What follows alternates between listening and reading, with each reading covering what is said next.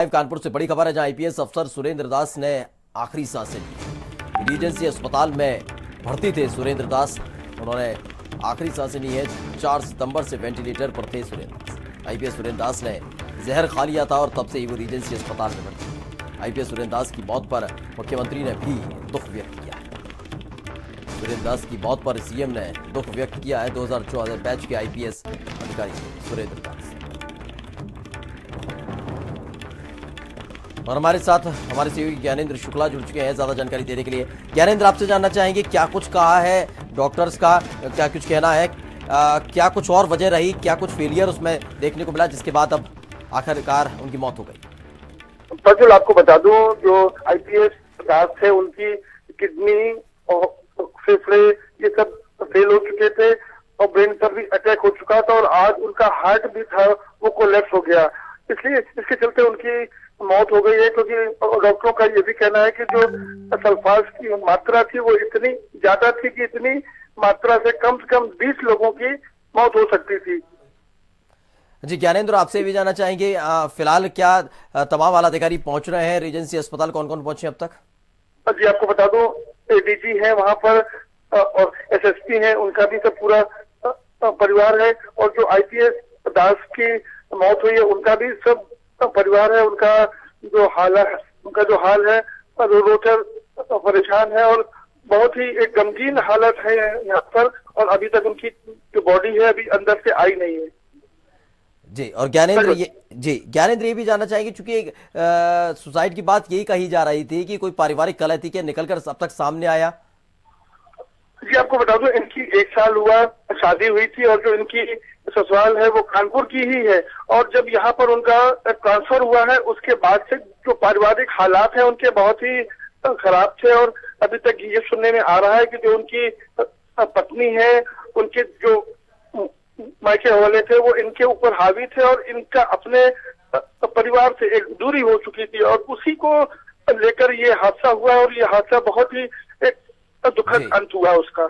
सुरेंद्र दास की अगर बात की जाए तो किस तरह के अधिकारी रहे ज्ञानेंद्र, क्योंकि आप भी ग्राउंड पर रहते हैं, लगातार मुलाकात होती रहती होगी, तो किस तरह के अधिकारी जी आपको बता दूं, जो दास हैं ये अभी हाल ही में यहाँ पर आए थे और 20 से 22 दिन हुए थे, लेकिन देखने में और बात करने में बहुत ही शांत और सुलझे हुए थे, और जो उनका एक व्यक्तित्व था बहुत ही आकर्षक था। और ये आपको ये भी बता दूं कि ये आईआईटीएन भी थे, और आईआईटीएन होने के साथ साथ आईपीएस, इसलिए उनके लिए एक चीज ये कही जा सकती है, उनका जो बौद्धिक स्तर था वो बहुत ही ऊंचा था, और इस चीज का जो अंत हुआ है बहुत ही दुखद अंत हुआ है एक अधिकारी का। जी, और ज्ञानेंद्र ये भी आपसे जानना चाहेंगे, फिलहाल अभी हॉस्पिटल की अगर बात की जाए तो कौन कौन लोग मौजूद हैं, क्या उनकी पत्नी भी पहुंची है वहां पर?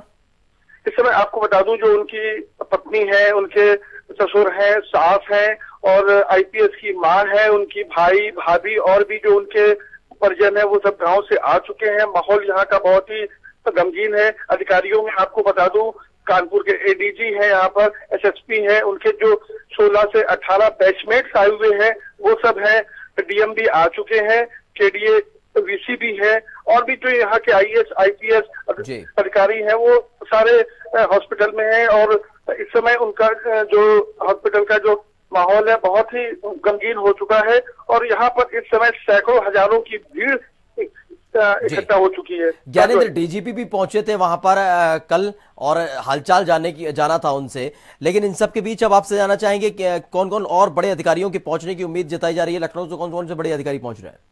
आपको बता दूं, यहाँ पर कल डीजीपी भी आए थे, और डीजीपी ने जब उनकी हालत देखी थी तो बाहर आके उन्होंने भी यही बात बोली थी कि बस अब ईश्वर से ही प्रार्थना करनी है, क्योंकि जो इलाज हो रहा है वो बहुत ही अच्छा हो रहा है, और शायद ही इंडिया में इस टाइप का कहीं पर इलाज हो पाता, इसलिए अब सब कुछ ईश्वर के हाथ में है। अगर वो चाहेंगे तो कुछ ना कुछ अच्छा होगा, लेकिन हम लोगों की जो ईश्वर ने भी हम लोगों की कोई न सुनी, और उनको आज दुखद अंत हुआ। और अभी तक ये उम्मीद है कि जो अधिकारी हैं यहाँ पर आ चुके हैं, और जो शव है जल्दी ही बाहर आके पोस्टमार्टम के लिए जाएगा।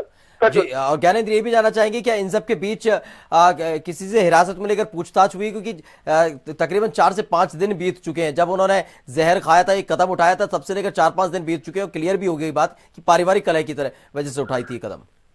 जी आपको बता दूं, जो अभी तक का स्पष्ट हुआ है, अभी तक उनका इलाज ही हो रहा था और कहीं ना कहीं एक उम्मीद थी कि शायद वो बच जाए, लेकिन आखिर जब उनका देहांत हो चुका है तो अब जो पूछताछ का जो कड़ी है वो आगे होगी, क्योंकि अभी तक तो कोई पूछताछ हुई नहीं थी और जो हुई जी ज्ञानेंद्र बने रहिए हमारे क्या साथ। हुई थी। ज्ञानेंद्र बने रहिए हमारे साथ। और हमारे साथ हमारे ब्यूरो चीफ वीरेंद्र सिंह जी जुड़ चुके हैं। वीरेंद्र जी, आपसे जानना चाहेंगे, चूंकि आप बेहद करीब से तमाम आईपीएस और आईएएस अधिकारियों का आकलन करते हैं, तो किस तरह के अधिकारी रहे सुरेंद्र दास, कहां पोस्टेड रहे, किस तरह का इनका व्यवहार था और कार्यशैली इनकी कैसी थी? देखिए, सुरेंद्र कुमार दास जो है अभी नए अफसर थे, उनको उत्तर प्रदेश की सेवा में आए हुए। जी वीरेंद्र जी बने रहिए हमारे साथ।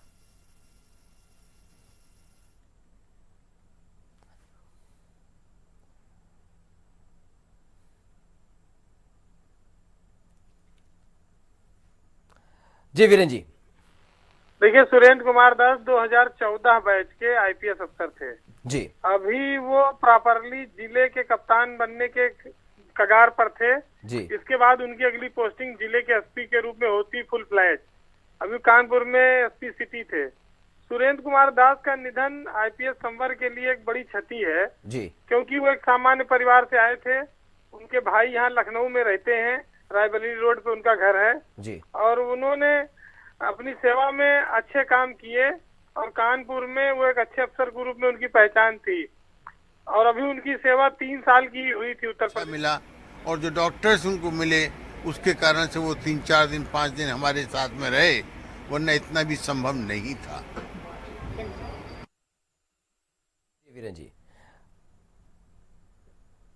अभी डॉक्टर बता रहे थे मेडिकल बुलेटिन जो जारी किया गया था उनकी तरफ से, लगातार जो मेडिकल बुलेटिन जारी कर रहे थे, वो बता रहे थे कि अच्छी फैसिलिटीज दी गई, अच्छे डॉक्टर मुहैया कराए गए, जिसके चलते 4 सितंबर से लेकर अब तक का वक्त, एक लंबा वक्त काटा गया। क्योंकि जितना सल्फाज उन्होंने खाया था, 25 ग्राम सल्फाज बताया जाता है कि उसका सेवन किया था और उसके बाद आज उन्होंने अंतिम सांस ली है। उन्होंने कह रहा था कि फैसिलिटीज अच्छी दी गई, लगातार प्रयास किए गए, ये कोशिश की गई कि उन्हें उस स्थिति से बाहर निकाला जा सके, लेकिन आखिरकार जिंदगी की जंग हार गए सुरेंद्र दास।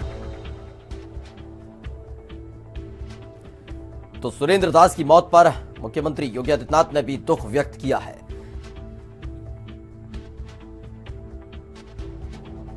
और हमारे साथ पूर्व डीजीपी विक्रम सिंह जी जुड़ चुके हैं। बहुत बहुत स्वागत है सिंह साहब भारत समाचार पर आपका।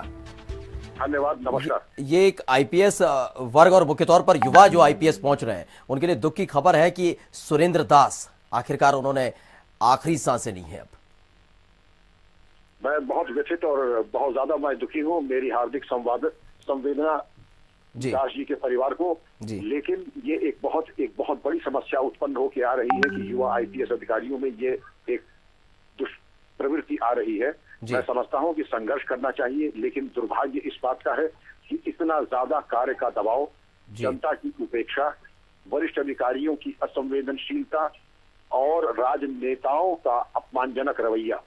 और मैं समझता हूँ कि जब 30% रिक्तियां विभाग में हों तो ये मान के चलिए कि प्रत्येक अधिकारी कर्मचारी के ऊपर 30% कार्य का बोझ, अतिरिक्त बोझ, उसमें संडे का और जो अन्य अवकाश है उसका न होना, होली, दिवाली, ईद, बकरीद, उसमें सम्मिलित न हो पाना, परिवार की जिम्मेदारियों के प्रति उदासीन हो जाना, एक स्तर के बाद उसमें कुंठा से अवसाद और अवसाद के बाद डिप्रेशन और सुसाइडल टेंडेंसीज डेवलप होने लगती है। ये दुर्भाग्यपूर्ण है। पुलिस के नेतृत्व को चाहिए कि अब काउंसलिंग और मनोचिकित्सक की व्यवस्था इस प्रकार करें कि जो अवसादग्रस्त हमारे अधिकारी कर्मचारी हैं उनको कुछ तो योगदान करें कि इनका कोई निराकरण हो सके उनकी समस्या का। सिंह साहब, आपसे कई ऐसे आईपीएस अधिकारी हैं जो प्रेरित रहे हैं, आपके अंडर भी काम किया है उन्होंने। अगर सुरेंद्र दास की बात की जाए कि आपसे कभी उनकी मुलाकात हुई, बातचीत हुई, किस तरह के अधिकारी थे? हाँ, मुझे जरूर ये याद है कि जब प्रशिक्षण के बाद आए थे तो मेरी मुलाकात हुई थी। बड़े युवा, कर्मठ, उत्साही और ओजस्वी अधिकारी थे। क्या कारण है कि इसके बाद कालांतर में, अभी तो उनकी बहुत कम नौकरी थी, कि महीनों के अंतराल में उनको इस प्रकार का एक चिंतन करने की आवश्यकता पड़ी और उन्होंने ये एक ऐसा कदम अपने आत्मघात का लिया। ये वाकई मैं स्वयं स्तब्ध हूँ इसको सुन करके, इस बुरे समाचार को। और मैं उम्मीद करता हूँ कि ये भविष्य में कोई इस तरह से देखे भी ना, और मैं समझता हूं कि उन कारणों के पीछे जाना होगा कि ऐसे क्या कारण थे कि एक युवा, उत्साही, ओजस्वी, यशस्वी अधिकारी ने ये कदम उठाया। ये वाकई मैं स्वयं स्तब्ध हूं। इसके बारे में मैं जानना चाहूंगा कि क्या कारण थे कि एक कर्मठ अधिकारी ने ये कदम उठाया। एक आपका लंबा अनुभव रहा है, क्योंकि हमने देखा कि 4 सितंबर को जब उन्होंने एक कदम उठाया, उसके बाद एकाएक ये बात कही गई कि पारिवारिक कलह की वजह से, जबकि उसका कोई पुख्ता प्रमाण अभी तक नहीं सामने रखा गया है कि पारिवारिक कलह की बात आखिरकार पुलिस क्यों दोहरा रही है। ये जानना चाहेंगे। इसको ये कह देना, ये हल्के में लेने वाली बात है। परिवार है तो पारिवारिक कारण सबके हैं, मेरे भी हैं, सबके हैं, लेकिन इन कारणों को लेकर के ट्रैफिक जाम हो जाता है। इसलिए नहीं कि फिर आदमी अपने को गोली मार ले या जहर खा ले। सबके कारण होते हैं। एक आईपीएस अधिकारी, प्रशिक्षित आईपीएस अधिकारी, थोड़ा बहुत अनुभव भी था उस आईपीएस अधिकारी का, उसके द्वारा ये कृत्य किया जाना एक गंभीर प्रश्न को उजागर करता है। और मैं आपको अपने अनुभव से बता दूं, ऐसा सिपाही से लेके डीजी तक ऐसा अफसर ढूंढना मुश्किल है जिसने कभी न कभी जीवन में एक बार आत्महत्या की न सोची हो। ये सिर्फ काम का दबाव, अवसाद, डिप्रेशन। हाँ, यही जानना चाहिए किस तरह की ट्रेनिंग दी जाती है आईपीएस अफसरों को। क्या केवल इंटरनल प्रेशर इतना हो सकता है या फिर एक्सटर्नल प्रेशर भी ऐसा होता है जो इंटरनल प्रेशर को दोगुना करके इस तरह के कदम के लिए प्रेरित कर देता है? इंटरनल प्रेशर होता है लेकिन वो तो मैनेज हो जाता है। जो एक्सटर्नल अनफेयर, जिसके बारे में कहा जाता है कि चमन को थी जरूरत तब खून दिया हमने, और जब बाहर आई तो चमन ने पूछा तेरी जरूरत क्या है। हर जगह अपमान, उपेक्षा, और हर जगह इस बात की एक आम छवि कि ये तो पुलिस वाले हैं, इनका तिरस्कार होना चाहिए, किसी के नहीं। आपने भी सुना होगा।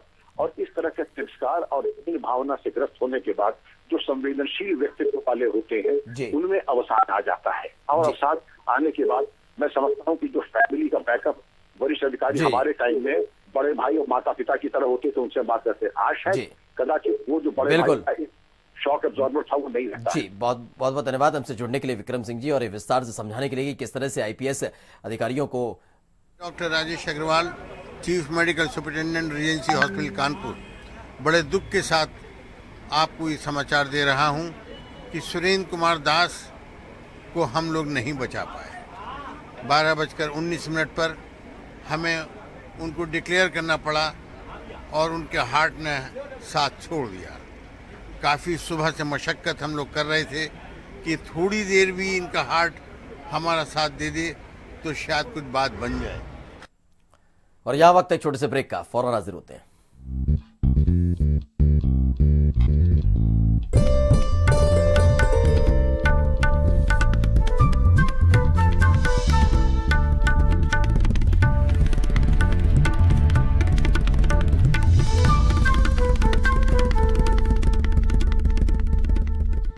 पापा जी 4 रोटी 2 कोल्ड ड्रिंक और दाल सब्जी है नहीं बस।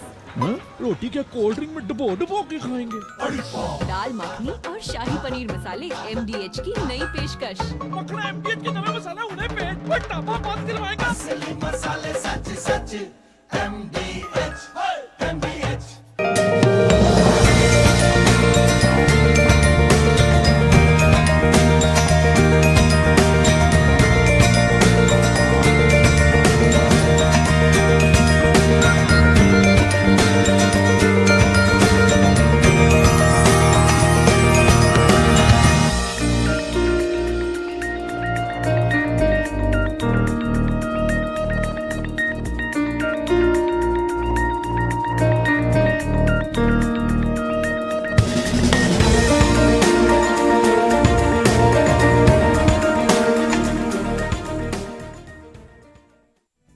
प्रदेश का किसान और गरीब भी रहे सुरक्षित, यही है कामना। मुख्यमंत्री किसान एवं सर्वहित बीमा योजना का कुछ